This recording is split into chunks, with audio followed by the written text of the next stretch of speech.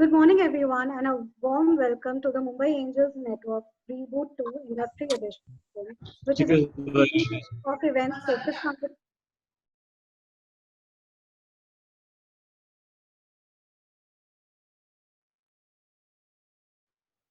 the challenges and opportunities for specific sectors in the new normal. Before we begin, I request all of you to please keep your devices on mute to ensure you can hear the speakers clearly. The session for today is divided into 40 minutes of panel discussion and 20 minutes of Q&A. Do send us your questions during the conversation via chat. Our team will curate it and we'll try our best to have them answered by our esteemed panelists. Our sector of focus is food and beverage. Arguably, no other segment claims as large a social, geopolitical, or environmental impact as the food industry. While food and beverage companies are experienced innovators, the industry itself is facing considerable consumer, food safety, and regulatory challenges. Advances in food science and technology, both in sector and beyond, are presenting exciting opportunities, but a step change in perspectives in this new normal is needed if companies are to prosper. I would briefly like to acknowledge our sponsors and partners for today's session. Event partner, Ideal Insurance Brokers, taxation partner, Tax Mantra Global, session partner, Baraday Energy Bars. Our panelists for this session are Mr. Aseem Soni, CEO and board member, Modern Foods. Aseem has over 25 years of experience across various functions in different companies, diverse categories, and varied cultures.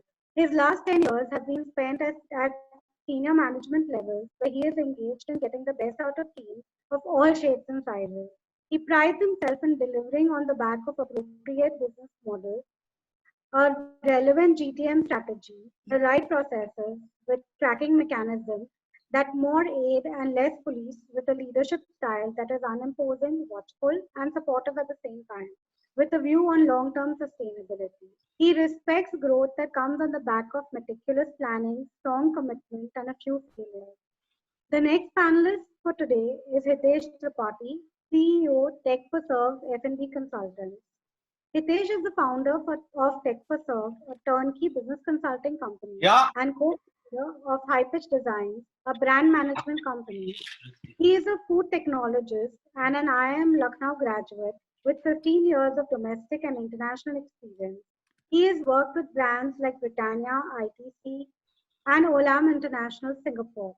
Tech for Serve has successfully executed over 75 projects across India, Nepal, and UAE, and has built a reputation through honest and transparent consulting. Next panelist, Rahul Singh, founder, Beer Cafe. Professional turned entrepreneur, Rahul Singh is the Honorary Secretary, NRAI, and the founder of the Beer Cafe, India's favorite beer chain.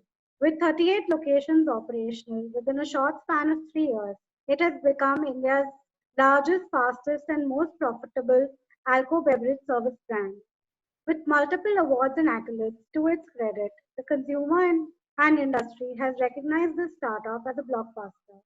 Rahul is also the recipient of Tycon 2014 Entrepreneurial Award for Excellence. This, today's session will be moderated by Karan Khanna, founder Ghost Kitchens. Ghost Kitchens is India's first cloud kitchen fund and incubator, harnessing his understanding and experience of the F&B franchise market. He founded Yellow Tie Hospitality Management LLP in December 2015 and Ghost Kitchens in 2019. Karan has also been featured in Forbes India as one of India's most promising entrepreneurs under the age of 30 and listed in Entrepreneur magazine as top entrepreneur under 35, making Karan and Yellow Tie names to reckon with in this sector. I take this opportunity to thank all our panelists for their time and giving us and our audience the opportunity to learn from their experience and insights. Over to you, Karan.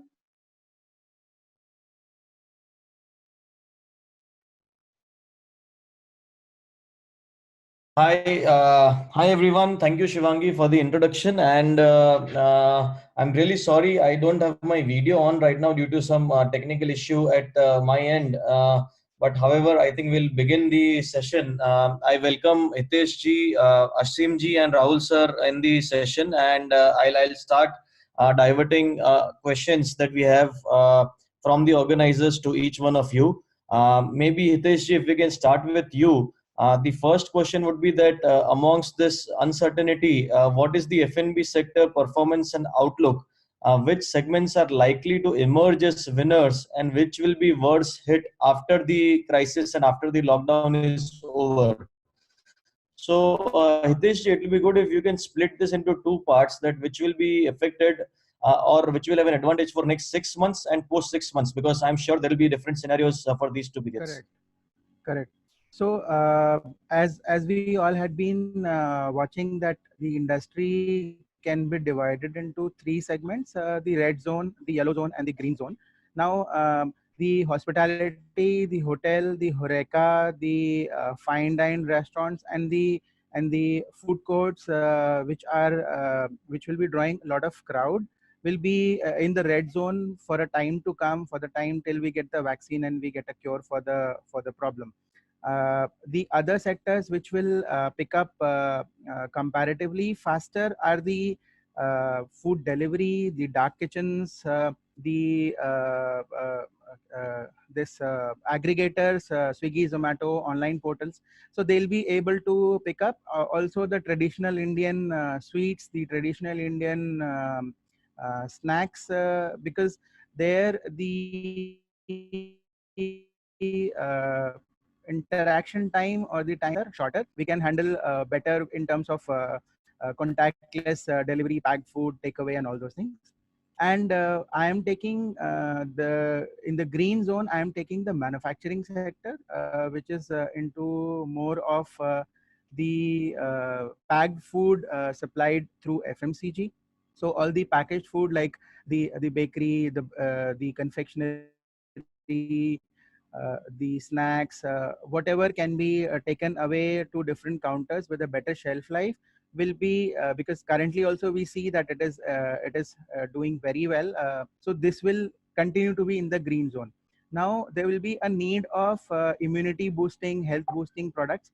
So that is the scope of the new innovation in the industry, where we can introduce better immunity boosting or better nutritive food products into the regular zone, because now there will be a slightly price conscious buying for the next 6 months to 1 year, till there is a financial insecurity and till people are trying to settle out with the scenario.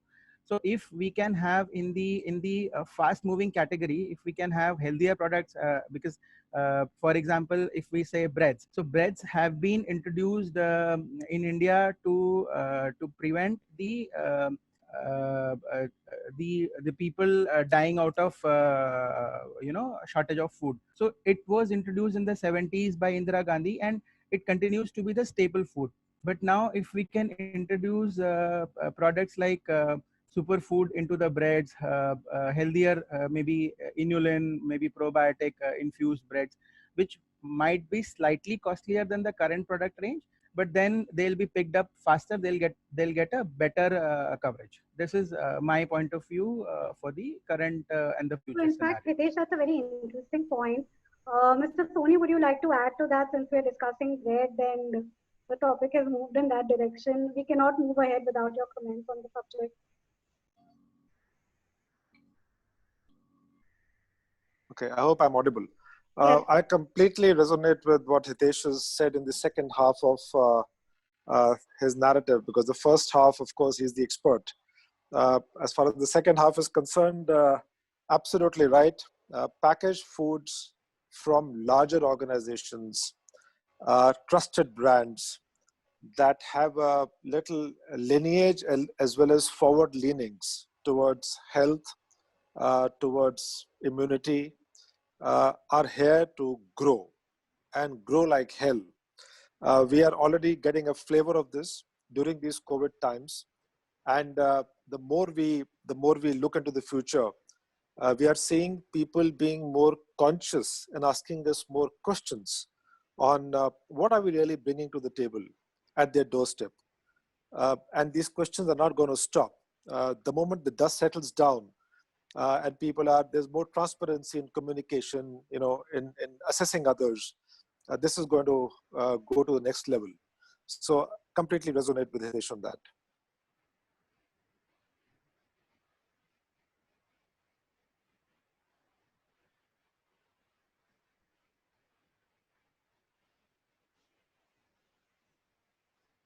Thank you, Mr. Soni. Karan, can we move ahead? Yeah.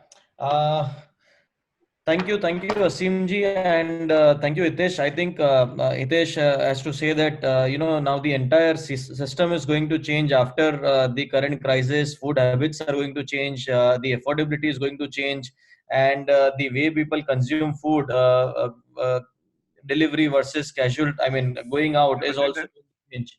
So that's a huge. क्या बोल रहा था? I request everyone to please put their videos on mute.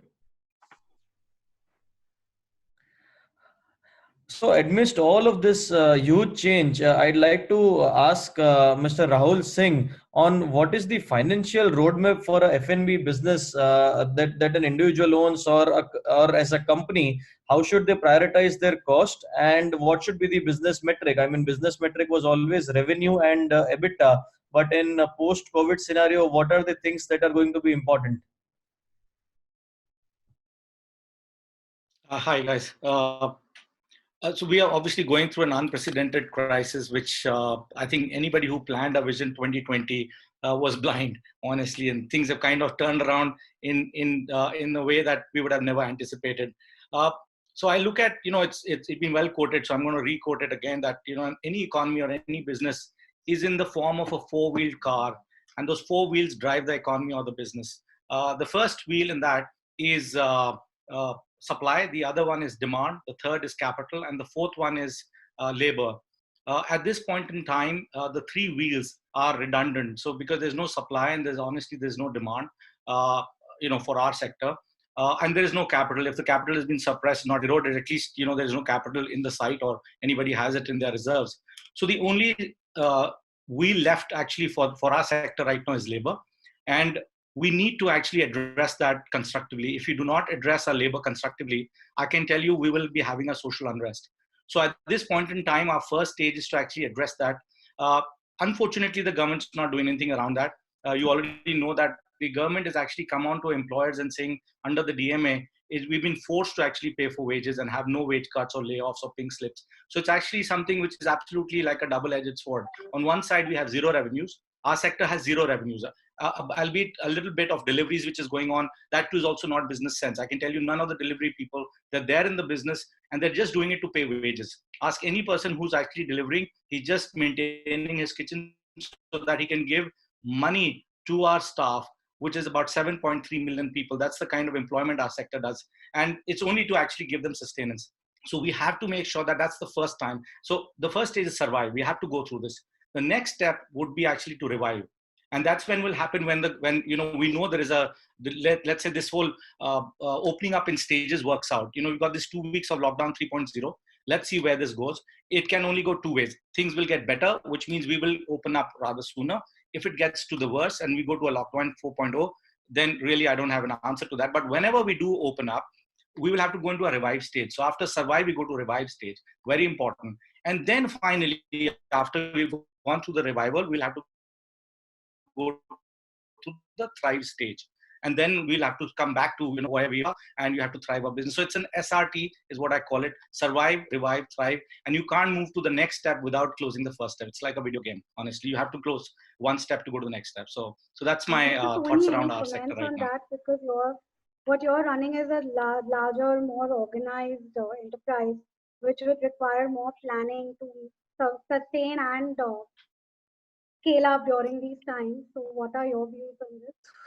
Yeah, so while there is a clear ask from the society for us to produce more, exactly what Rahul said, there are tons of challenges on the supply chain and quite a lot of challenges on the labor front. Supply chain challenges everybody knows about. Every entrepreneur who's worth his salt has realized that in the last 40 days, how his raw material is not reaching him, in spite of all government, freeways and instructions and guidelines. The man at the border is interpreting the central directives absolutely as per his whims and fancies. So that's one big issue on supply chain. Then there has been labor, serious labor issues.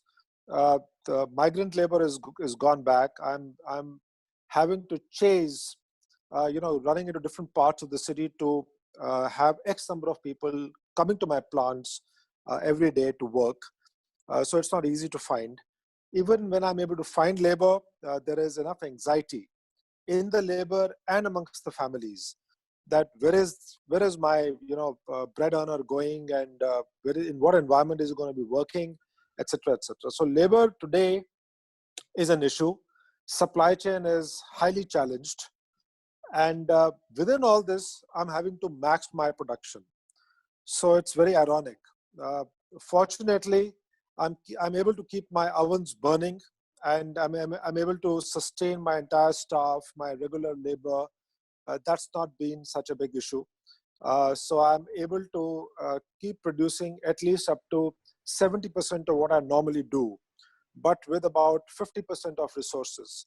So while my efficiency is more, my output could have been better in these times had I got a little better support, and I would say a little better clarity on the central guidelines, so that I could flash my card and say, listen, I'm allowed to do this, so please do not come in my way. In all these times, I think the big challenge is this whole disconnect between the central intent and the local interpretation at the state level or at even the district and the city level. And that is coming big time into seamless instructions that could have helped the essential commodities available bigger and more accessible manner. So that's what we are going through. Yeah. Thank you, Asimji, all of this has been a huge disturbance in the supply chains. Not only the essentials, but also I would say that the vendors of essentials. Our vendors are suffering to give us the products. So again, as the crisis is about to, or I mean, the way we see that the lockdown might extend, or in the coming months when it's about to be lifted, how do you think that the companies can rebuild their supply chains and logistics?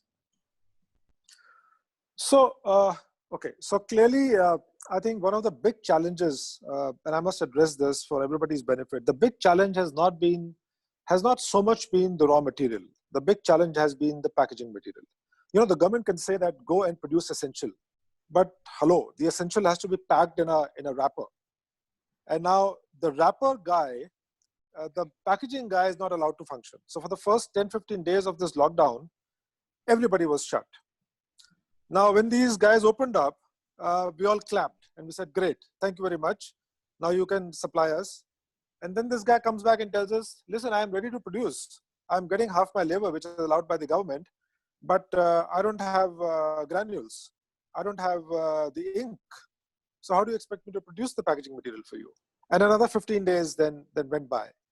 So I think the first learning out of this is that directives are good. They're fine to let essentials be available for the society, but somebody with a good mind has to draw this line right till the back, so that the whole supply chain is well fed and critical parts of the chain are not disturbed. So that's point number one. Point number two, on the specific question that you asked as to what needs to be re-engineered or remodeled. I think going forward, coming out a little scarred from all this experience, a couple of things that I would do in my organization is clearly to start keeping higher inventory. Maybe I think that's the first thing I'm doing, because this whole thing about any eventuality can happen anytime in my business is not making me feel comfortable and certain about my business. So one is my inventory levels overall will go up. So I will need more working capital for that, especially packaging, as I just discussed why. I think the second important learning for me in this whole times is my access to my raw material and packaging material. I mean, I have built a model which is cost efficient, where my stuff flies from across the country into my various plants across the country. So I've got a fairly busy grid, a national grid. But in these times, that grid has all failed because crossing 3 borders and reaching to my plants has been hell of a task. So I'm going to rebuild my model and balance it with proximity to my plants. I think that's the other thing I will do. Even though it may cost me a little more, sometimes my local purchasing is more expensive than my national sourcing because of scale at both the vendor level as well as my level. But I would still opt for that balance between national grid and a local sourcing, just to have my my little backside protected on that. Asimji, is it fair to make these critical decisions on the back of pandemic that happens, let's say, once in a few decades? Because people are talking about making such huge transition in their business practices and strategies, but it will come at a cost. Like you said, that you are okay to take up that small amount of cost, but is it fair to do it on the back of something that might not come for decades to come? Okay, so the short answer to this long question is that this is not dying very soon. Okay, from where I'm seeing and from where some of my colleagues are seeing, this whole thing is going to stay for the next 1.5 to 2 years. Now, you might have your lockdown lifted on May 17th, but please, let's be prepared that in case something goes out of hand in certain parts of the country, be it a district, city, state, the lockdowns will come back. Last pandemic took 3 years to wean away. So we are today looking at 2 to 3 years time horizon, and not beyond that, frankly. So whatever we will do for the next 2 to 3 years. Let's see how life turns beyond that, and then we can probably again re-engineer, in our favor. Great. So I think the clear message is that it's time to work by the day instead of drawing a long, medium-term, long-term, 5-year, 10-year visions. Coming back to Rahul sir, there's this entire lot of vendors coming out and entire shift of digitization in terms of contactless dining in the post-lockdown world. I mean, first and foremost, is contactless the right word to use for dining? Because dining without contact is not possible. And secondly, is there an investor appetite for funding these? Along with this, Rahul sir, if you can also take up various initiatives that NRAI is taking to enable technology for the entire industry, and how can industry come out of dependency on various aggregators per se, which are eating up the margins right now, please. Long question, okay, and a longer answer. So to start with, on the first one that you did mention about what is contactless dining, I think the word contactless dining doesn't even exist, and it's actually a misnomer. There is nothing called contactless dining. Dining is all about contact. So you cannot have contactless dining. What these new age technologists are using as a word, it's a fancy word between carton, and then it just becomes like a word that everybody uses. Technically, what you're trying to do is digital ordering. It's as simple as that. It's digital ordering. That's what you can do. You cannot have contactless dining. Somebody has to cook the food. Somebody has to pick the plate. Somebody has to bring it to your table. The table is still being served. I can't be throwing plates on your table from 5 feet away. I have to still come next to you. So the only thing they've done is it's basically digital ordering, and there's no rocket science around it. I can tell you a lot of these technologies and tech companies are sitting at home. They need to pay their wages, and it's basically trying to give people jobs, literally. Let's go and find a new app and then figure out something and call it contactless dining or pay less dining or pay more, whatever you want to call it. Everybody's actually in the same bandwagon. I have personally received 14 different solutions in the last 15 days. I have a Dropbox for it. Anybody wants, I can share it. It's like I think we have more contactless dining solutions than the restaurants open in the country right now. So it's that kind of a virality that's happened. Having said that, there is a lot that one has to do on tech. And I think it's very important for everybody to understand that tech has to be an enabler. Tech cannot be a distorter. Tech has to be used to enable businesses. It cannot distort business. What we have seen over the last 2-3 years is that this tech partners, or they call themselves tech partners, have actually become as you've already read many times, that we've been doing this for the last 6 months. We've also gone to the government with DPIIT, where our roundtables with aggregators. The aggregators have actually become digital landlords. And that is something that's really, really a problem for the industry. And what we've done is not that we're technologists, but we do understand how to run businesses. We know how to run restaurants. The business has been there without any tech. If you look at it, this business has been there forever. For thousands of years, people have been dining. There have been restaurants, inns, all kinds of service industry that we've been part of. Tech has to enable. So if you do permit me, Karan, I've got 5-6 slides and I can take through it. You will get an idea. People who are viewing right now, there are 156 participants right now. They can look at it as to what our objective behind this exercise has been and where we are headed. It's been 6 months of exercise between the association's key members. We do have some people who are IIT and IIMs in our industry, and they all put together the gray cells to put this together. So if you do allow me, Karan, then I can show this, or if you want me to not do it, up to you. You're the moderator. Karan?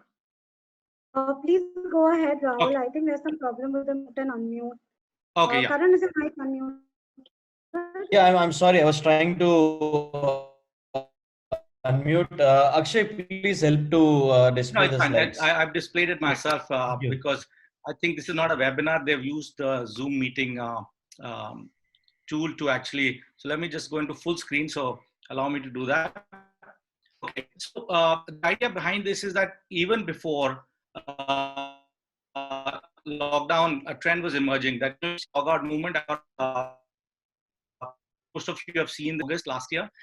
It actually just cemented our belief that we need to take back control. And I'm talking about the industry. This industry I'm talking about is food service, which is also called the restaurant industry. And the restaurant industry is very large. It's 4.2 lakh crores per year, employing about 7.3 million people. It's a very, very large industry in this country. It's about $60 billion in US dollar terms.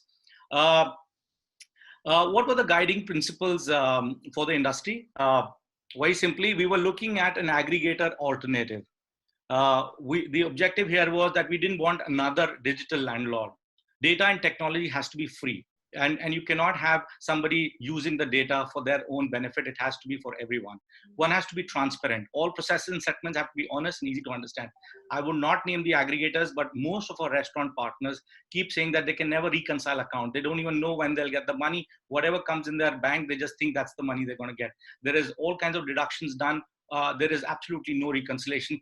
There is a huge amount of mess around GST being charged, not charged. It's all over the place. Ask anybody who's delivering through a food service or a restaurant or a cloud kitchen. I can bet you he will not be able to process his payments also in a right way.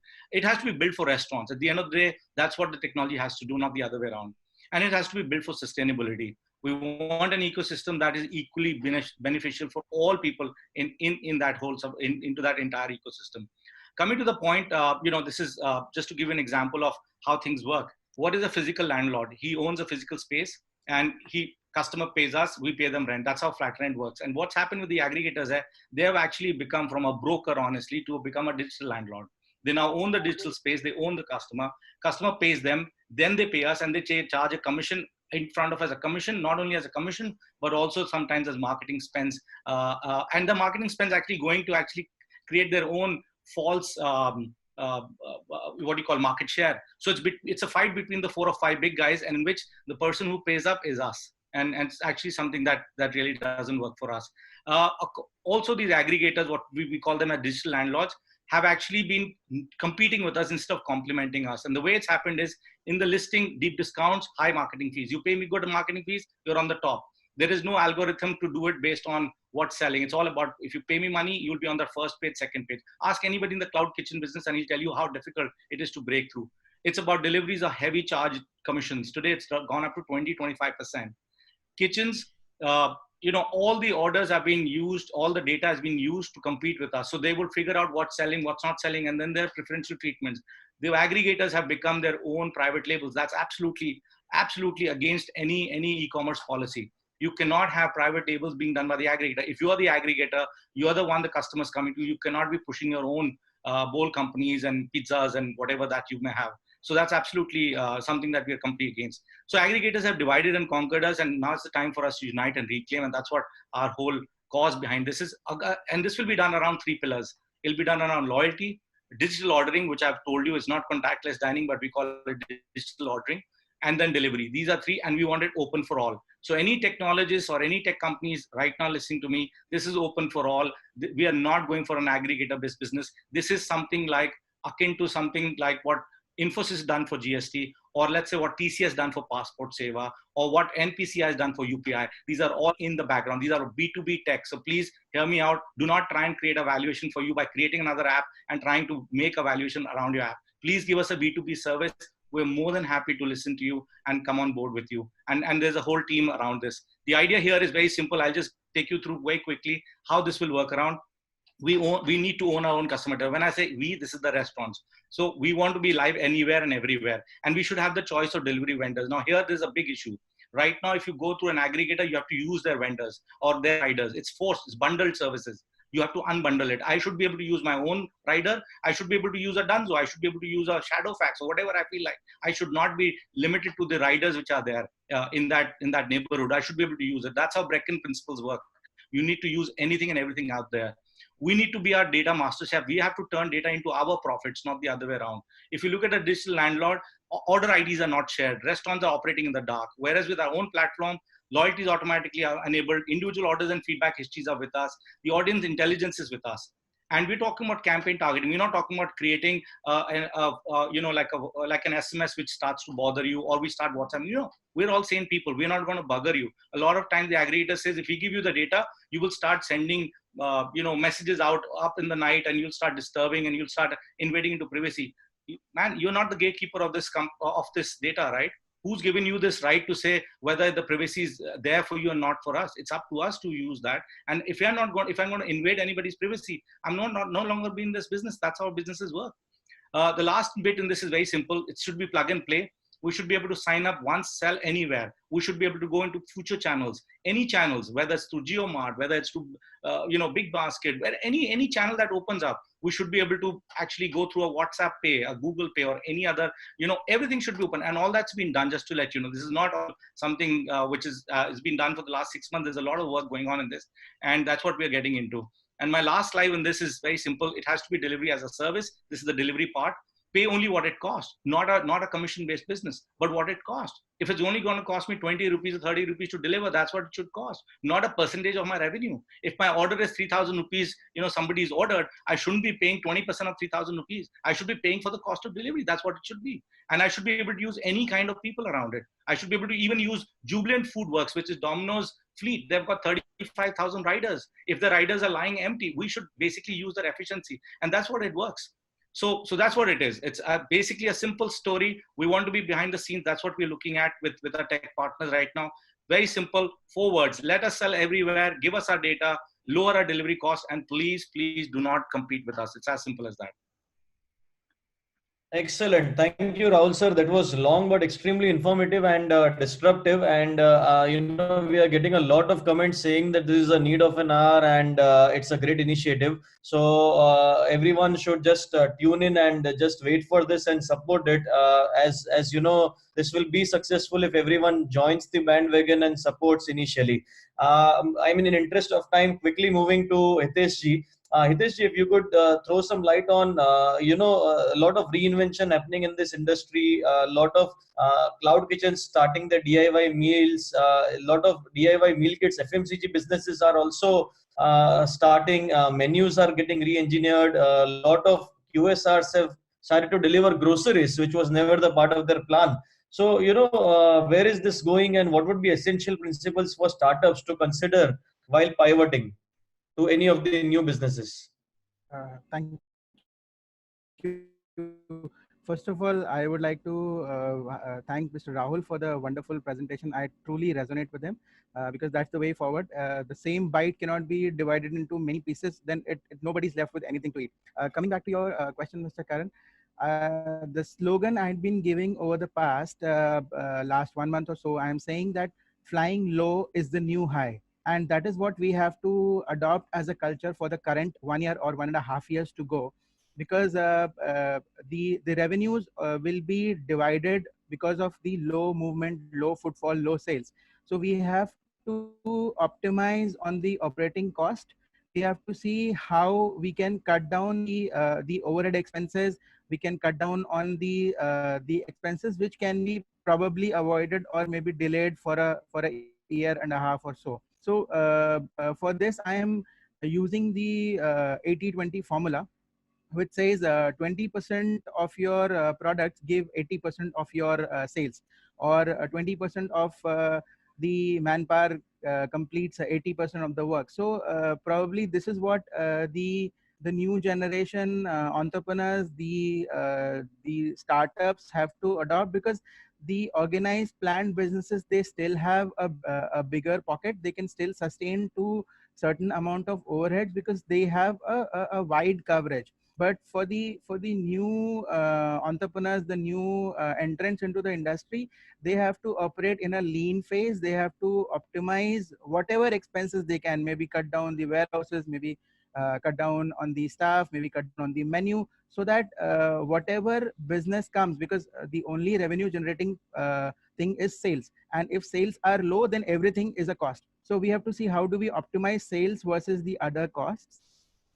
And yes, the concepts like Google Run, which happens in US, the ready to cook meal packets, or there would be a lot of, because we see a lot of internet pictures on home cooking and people trying different recipes. So this concept will continue for a while. And if we could support this from the optimization of the current resources, because we have a lot of dark kitchens, we have a lot of restaurants and places which have very excellent facilities. So if we can diversify from those excellent facilities to generate revenues from them, maybe adopting new ways of selling food, or maybe uncooked food or half cooked food, ready to eat, ready to cook, whatever the category it falls to, then the businesses which are now facing a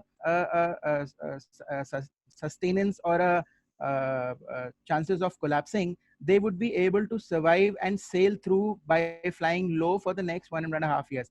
And as we all know that once there is a remedy, people will come back to the restaurants, people will go to places, people will meet, people will gather. So it's just the fear for the time being which everyone has to survive or to sail through. All right, fair enough, Hiteshji. I think the innovation and currently happening might not be sustainable for long term. Out of 10 things, maybe there are 2 things that will go on to become a permanent business model. But right now, like you rightly said, and like Rahulji said prior, that it's about paying the salaries and taking care of your mandatory imperative expenses. And that's why the innovation and shift.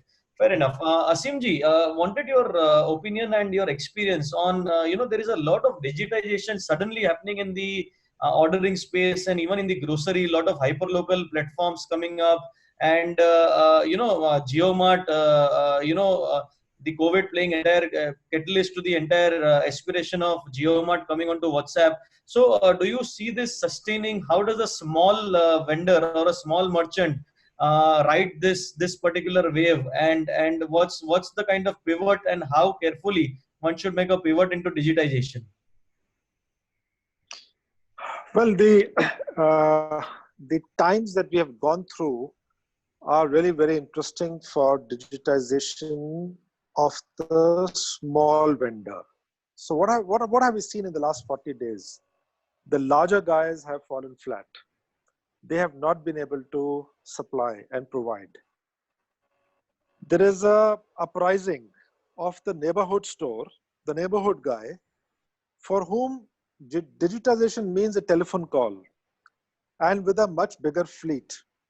And he's now able to supply to you from products like groceries to even fruits and vegetables at your doorstep. Now, trust you me, this man has become very smart over the last 40 days or 45 days. Very, very smart. He has suddenly realized that he can today fight with the likes of Flipkarts and Amazons, because he's quicker in delivery. He's more personal in his conversation with the lady of the house. And therefore, I think this is a new kind of discovery that is happening at the mom and pop level today. So while digitization as a concept, I feel is here to grow and flourish, But I think the whole modeling is going to get nicely balanced with these amazing numbers of neighborhood stores who will suddenly realize the power of home delivery. Added to that is this whole Reliance Jio huge project on the anvil, which is not based on a centralized sourcing, but based on the local guys supplying to you. So I think the very large guys, much as they have created some very smart models, need to worry as far as their growth is concerned. I don't think that going forward, they will get a large part of the growth of the sector. I think it will be nicely balanced between what they will be able to snatch versus what the local mom and pop guy is going to protect his business around. So that's my view on the digitization. That's very interesting, sir, because we are seeing the entire circle of life. The Kirana stores are coming to life again, and restaurants will now start taking direct orders, and we will get back to good old days when there could be a minimum order, but there is a personal connect with the restaurant, but with much more efficiency, and now all happening digitally on WhatsApp. So I think. The entire world and all the sectors are going there. Before we move on to Rahul sir for sharing that what is NRAI doing and liaising with government, we will just take a quick question from Hitesh ji and his opinion on what are the marketing and branding strategies that one should use during this time and post lockdown also to be able to retain their customers. I think the shift of branding would more be on the digital, on the web, because door-to-door marketing is something which people will not be happy with or not will be entertaining with. So and with the current scenario, as we see that most of the people are spending so much time on the screen, so on the mobile screen or on the laptop screen. So if your product can reach to their screen, then you have a impact on them, because this is where they are engaging maximum time. And it should be, because there is a shift on the emotion of the purchase. There is a emotional connect with the entire scenario throughout the globe.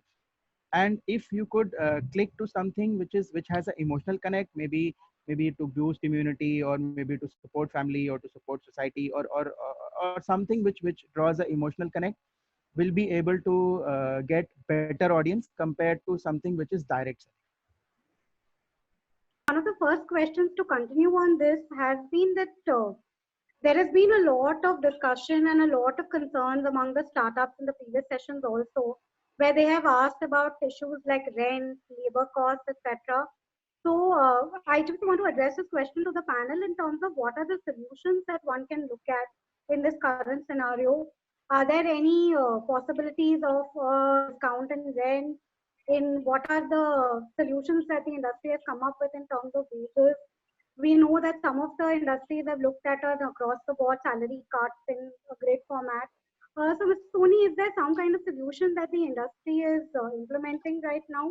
Because, I mean, there is an order that salaries need to be paid, rent does need to be paid. But is there any kind of concession that has been made available?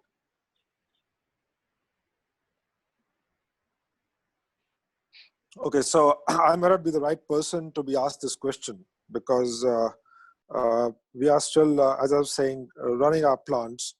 But when I look around in the industry, apart from wage cuts, which are primarily done to save jobs, because instead of sacking 30-40% of your force, you do a 30-40% wage cut or a salary cut across the board. I think some of the other solutions which guys are doing are also a pure sustenance. They are able to at least feed the families of their labor force. That's one approach many people are following. The other is leave without pay. So we'll please go away. I'm not obliged to pay you, but at the first instance of resurrection, coming back into business, I'm going to be offering you and bringing you back on board. So that is also happening a lot in the industry. Two models that I'm aware of. The rest my colleagues can add. Sure, Hitesh, Rahul, any takes on this? Like, what have you seen or what have you advised your clients? And Rahul, what are you doing with your cafe rentals and things like that? What are the solutions you're coming up with?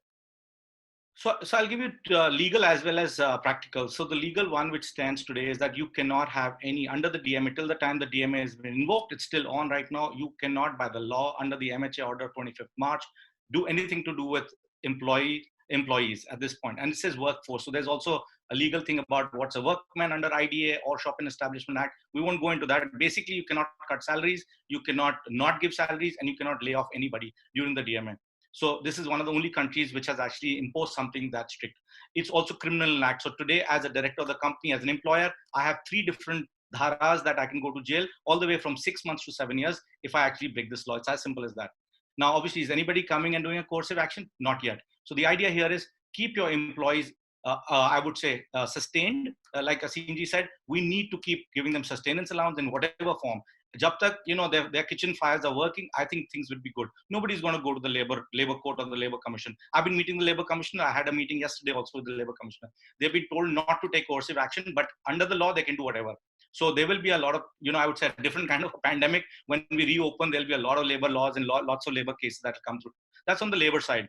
On the other side is the rent part, which is the other big elephant in the room, especially for food service businesses like us, which have a very large proportion of rents or revenue share. Again, there are only 2 ways out of this. First and foremost, we don't have a rental agreement. All our agreements are called lease and license agreements. Lease and license agreement do not come under the Rent Act of the country. Lease and licenses agreement come under a contractual act, which is already specified in the contract you have. Within that contract, you have to basically go for that contract. So if there's a force majeure clause in your contract, you just have to read that contract and basically go around it. Force majeure is a temporary problem, which means in that force majeure event, if that happens, which happened, you can actually fight it whether it's a force majeure or not. But more than that, the courts will decide whether it's not. So if you go into a court, I'm telling the lawyers, any lawyers on this Zoom call right now, you got a very good future in the next 2 years. You will make so much money you can't imagine.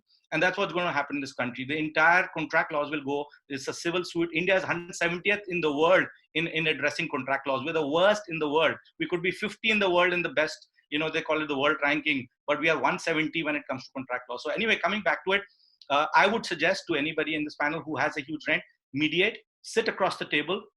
This is a common enemy for everybody. It's almost a World War III. We can all solve it. Sit across the table. You will be able to get it. I myself am a landlord in some way. I do get rent from a property that I had on rent. I am mediating on my ways. On the other side, I have 40 properties where I have to pay rent. Just guys, sit across the table, mediate it, things will happen. And at this point in time, even your landlords or your malls cannot do anything. It's status quo. They don't even know when they'll go to open. So, even thinking about it right now is not a great idea. Just the idea is to keep them informed. Over information, over communication is better than no communication. It's as simple as that. Hitesh, your take on this, because I think rent and labor costs is a primary concern across. Yes, I think Mr. Asim and Mr. Rahul has covered most of the points. This is the way forward because there are no clear directives, there are no clear subsidies, sanctions, or any sort of support from the government as of now. So the business owners have been left on their own to survive. And mediating and keeping a good terms with your subordinates and with your landlords is the best way, because if everybody is in a state of panic and fear, so if there is an aggression, then it would lead to bigger problems for the time being. Right, Hitesh. I think we have about 5 minutes. So may I request Karan and the panelists to quickly share your closing comments on the panel, and then we can close the session, because I think we just have about 5 minutes to go. Karan, if you could start. Yeah, sure. I think everyone has summarized very well. The order of the day is to just sustain through this period and move ahead with whatever precautions and evolvement and changes that one can. Just take care of your employees right now, and all the other costs can be negotiated instead of fought. And this is the time to take a step back and see what have you missed. Where in the firefighting mode, where have you increased your business dependency, and how can you take control back in your end? So I think this is the time that we have got to take a step back and look at our business. So let's use it and sail through it. That'll be it from my side. I'll hand it over to Hitesh ji, please. I would conclude that considering the current scenario, we still on the better side, because food, pharma, and IT are the three industries which will survive the fastest or grow the fastest. So we, being in the food industry, have much more chances of surviving or sailing through much faster. What I would recommend people who are either in the industry or planning to venture out is to research right, to choose right, to plan right, and to execute right, because the scope of error is very limited at this point of time. Thank you, Hitesh. Rahul, closing comments? More philosophical. I've already done a lot of rant on this one, as you probably have understood. A lot of people tell me that you should stand for elections, which I'll never do, at least here. I'd rather go to Nigeria and stand for elections there. But I mean, having said that, simply said, most of the times you must have seen God calms the storm. Most of the times in our lives, God really calms the storm. But there are times God has to let the storm rage to calm his child. That's what's happening right now. It's our time. Human beings have actually gone berserk. And I think it's the time where God is actually raging the storm to calm us all up. So that's my closing remark. Sure. Mr. Soni, your closing comments? Well, from a packaged foods perspective, just want to reinforce the point that going forward, the consumers are going to be looking for products which are healthier, products which are hygienic, products which are food safe in terms of ingredients, and products that probably have cleaner labels. So it's very, very back to basics kind of an environment. Choices will become very polarized, and the good and the not so good on the shelf. It'll be easier to segregate, which has been a little confused area so far. The to healthy movement, the fully processed to a little semi-cooked and half-cooked kind of a DIY environment is going to gain traction. So that's from my side. Thank you. On behalf of Mumbai Angels Network, I would like to thank all the panelists once again for taking their time and sharing their expertise with our audience. I also take this opportunity to thank the audience for being actively involved, our members for their constant support, and the team at the back for curating this wonderful session. I would also like to thank our sponsors and partners for today's session: event partner, Ideal Insurance Brokers; taxation partner, Tax Mantra Global; session partner, Baraday Energy Bars. Our next sector in focus on the Mumbai Angels Reboot 2 Industry Edition is EdTech, which is on 12th May at 11:30 a.m. IST. I look forward to seeing all of you there. Thank you once again. Thank you, panelists. Thank you, audience. Have a good day. Bye. Thank you. Thank you. Thank you. Bye-bye. Thank you. Bye.